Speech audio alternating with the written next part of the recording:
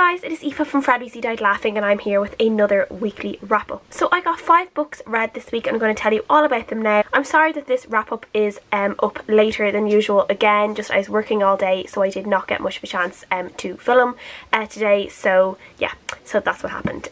So the first book I read this week is a book that a lot of people have read and a lot of people have loved, and it is the 5th season by N.K. Jemisin, and this is a high fantasy novel. As you can see, it has won the Hugo Award, and the second book, The Obelisk Gate, also won the Hugo Award, and the third book, The Stone Sky, is really, you know, everyone thinks it's going to win another Hugo Award.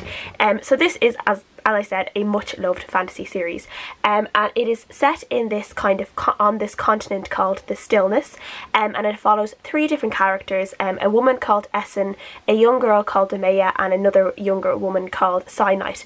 And we're following these 3 women on the Stillness, as we kind of figure out, like, we find out about the world through all these characters, and we find out that in this world, or on this continent, a lot of earthquakes happen, really devastating earthquakes quite a lot of the time. In this world there are people with kind of these almost like magical powers. They were called Orogenes, and they basically kind of have these earth powers, and what they're able to do is they're able to quell these earthquakes. When they're angry or over emotional, they also have the ability to cause these earthquakes, so they can be a little bit dangerous, and these people, these Orogenes, they're not actually free. Once they are found out, they are brought into this kind of institution.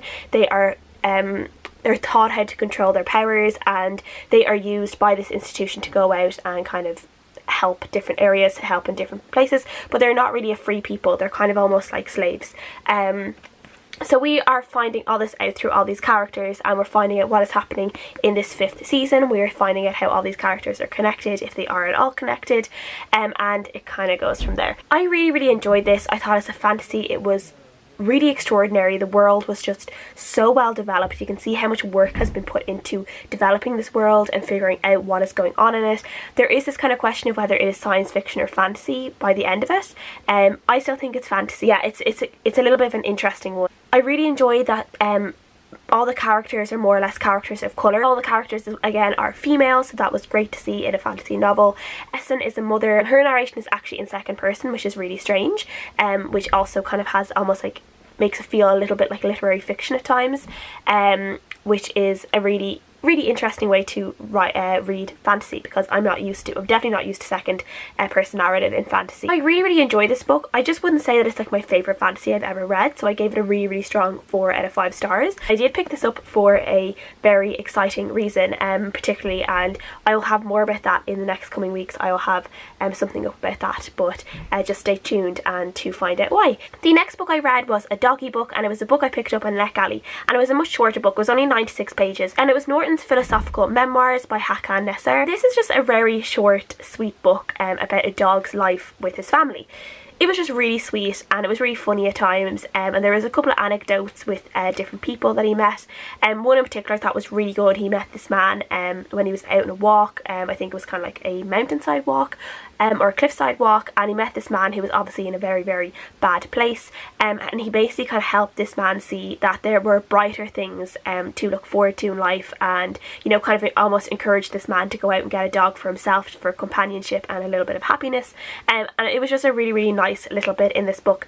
I would have actually liked more. I would have liked this to have been longer and for there to have been more anecdotes told by Norton, but overall I did think it was just really sweet, and it was just like a little, like, it didn't take very long to read, so it was just like a little bit of sweetness and niceness in the day, and I really enjoyed that, so I gave this a 4 out of 5 stars. The next book I read was The Invasion of the Tearling by Erika Johansen. This is a book I've been reading an audiobook for 2 weeks, and again, I really enjoyed this one. Pretty sure this one was read by a different narrator to the person who narrated the first book, Queen of the Tearling, which I talked about last year, my favourite audiobooks of 2017. But again, the narrator in this one was just as good. I thought it was really interesting where the story went. You're also getting it in someone else's point of view, which I don't want to say because it'll be a spoiler, but I just thought it was a really interesting perspective, and it did take a while for me to get used to it, because at first I didn't really like it. This book would have a very high trigger warning for sexual assault, rape, domestic abuse, so I will just put that in there if you do not like to read anything about them. I would definitely maybe warn you off, or just go in expecting it in this book, because there are some heavy scenes in this book. But I did very much enjoy this book as a second in the series. I thought it was very strong, and I'm very much looking forward to going on to the third book, which is The Fate of Tearling, see what goes on there, because I've heard some mixed reviews about that one, so I'm interested to see what happens. So I gave this a 4 out of 5 stars. The next book I read was Zenith by Sasha, Alsberg and Lindsay Cummings, which, if you don't know what that is, what have you been watching on BookTube, because it is everywhere right now. Sasha is obviously our very own at Book Utopia. She has a very big BookTube channel. I really enjoy Sasha. I just think she's a lovely person. But I did have to go into this book as well, you know, with a book reviewer's mind. I didn't want to just give this book praise because I like Sasha as a person. And this is basically a fun space pirate adventure in space. It follows a young girl called Androma, or Andy, and she's basically kind of been exiled from her home planet, and she has become this fearsome space pirate called the Bloody Baroness, and she has this crew of 3 other feisty females who are basically a force to be reckoned with if you get in there. Andy ends up getting a chance to kind of redeem herself a little bit when she is given a mission to save the general of her planet's son, who has been kidnapped by an enemy planet, and she has to team up with her ex-boyfriend who betrayed her a few years ago to do this. So there is kind of angst and action and girl power all in one. There was a lot of this that I really enjoyed. I really enjoyed the planetary system. I really thought that there seemed to be a lot of thought put into it. I liked the fact there was all these different species. There was, you know, species who had scales and their emotions flash on their scales, which is a little bit similar to characters in A Long Way to a Small Angry Planet by Becky Chambers. There is something similar there, but I did enjoy seeing something like that in this book. There are giant characters. There is just loads of cool characters and species and stuff in this book, and again, the planets, the way there was like a war years ago, and there's like a peace union and stuff like that. All that kind of stuff is really cool, and I really enjoyed learning all about that. And I did like the fact that there seemed to be like strong female friendships in it as well. But I did have quite a lot of problems with this book as well, and I wrote a pretty lengthy review of it as well on Goodreads, so I will link that down below in case I miss anything out here. My main problems with this book was actually Andy herself. We were told that she is the Bloody Baroness, which I actually don't really like that name because I feel like it's very aging or something for some reason. I've talked a little bit before about why I have some problems with Selena Sardothian in the Throne of Glass series, and I found something similar with Andy in this series, where we're told all these things about her. She reminds us all the time about how her soul is black and she has no heart, and this terrible thing happened to her when she was younger, which means that she's now murdering people left, right and centre. And, you know, we're supposed to believe that she's this bloodthirsty, stone cold killer, but yet she's having nightmares about all the people that she's killed, and she notches the number of people she kills. She's like notches on her swords so she can remember them all, and she remembers all their faces, and she dreams about them like all the time. And it's like, well, that doesn't really match up with what you're telling us about like your stone cold heart. And I just really didn't like that. I was just like, you know, like, that's fine if you are haunted by this, that is fine. And again, there were a lot of times in this book where she didn't really have to kill everyone. Like, if she is as good as she says she is and as other people say she is, she could just knock people out if they get in her way. Like, there was no need for her to chop 3 guys' heads off in a row because they were standing between her and a guy that she wanted to get to. I really liked the other members of the crew. There was 3 other members of the crew, and we got one POV from one other one. There was a lot of POVs in this book, which is also one of my gripes. Some of them I don't think were needed. There were 2 their names were Breck and Gilly, and I felt like they were kind of just there to be comic relief, and they almost felt like a little bit like characters or something. And I would have liked more of them. I would have liked to find out about their backstory and, you know, just get more of their voice where they weren't just being like funny or sassy or something like that. I would have liked to have just seen more of them as characters instead of just, as I said, being a little bit of comic relief. And I kind of felt at times that the crew were there just to be this kind of fawning audience for Andy, and again, I didn't really like that. So the thing is, like, Andy is basically like Selena in Throne of Glass. The evil queen in this was really similar to Queen Lavanna in the Lunar Chronicles, and I've only read the first 2 Lunar Chronicle books. There was just something about her that really, really reminded me of Queen Lavanna.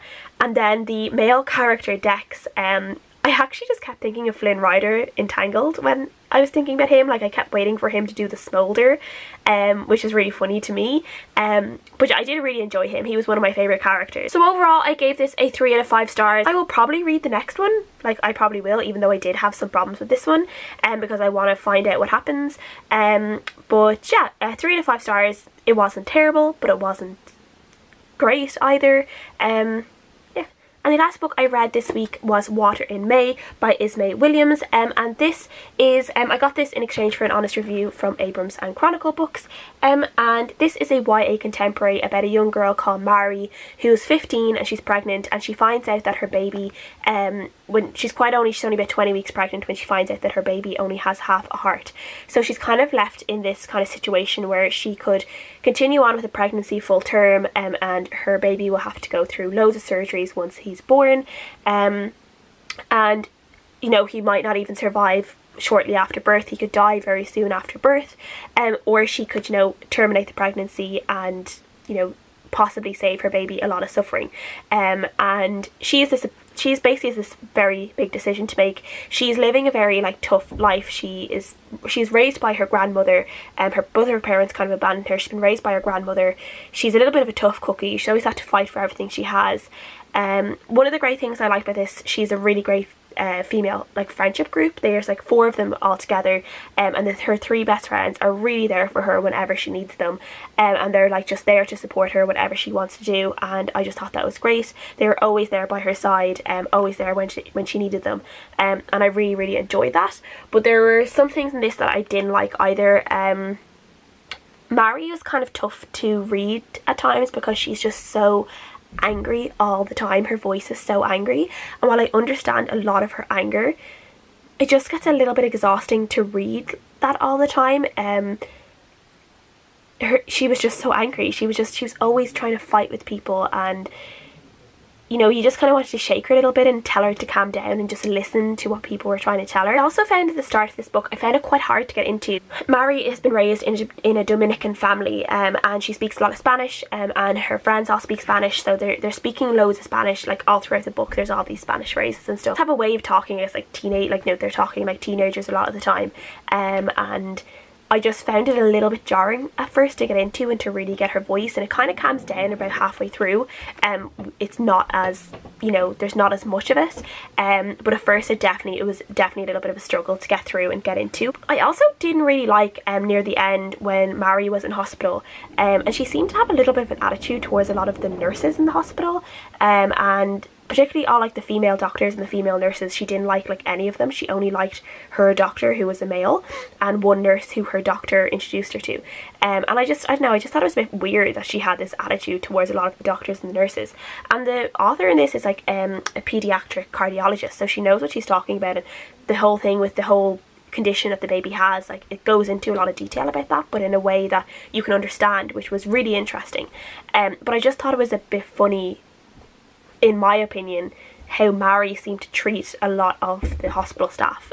She didn't seem to like a lot of them, and I just thought it was a little bit odd. There was also one point in this book where Mary is like playing a trick on one of her friend's brothers, because he said a couple of like derogatory things to her, and she takes his phone basically and she goes into his Facebook and she posts loads of pictures of like half naked men and like likes them on his, like, you know, pretending to be hif, like, you know, I guess to make it out as if he is gay, and to make it out as if it was a really bad thing and a really terrible thing and embarrassing thing that he would be gay and he'd be liking these kind of pictures.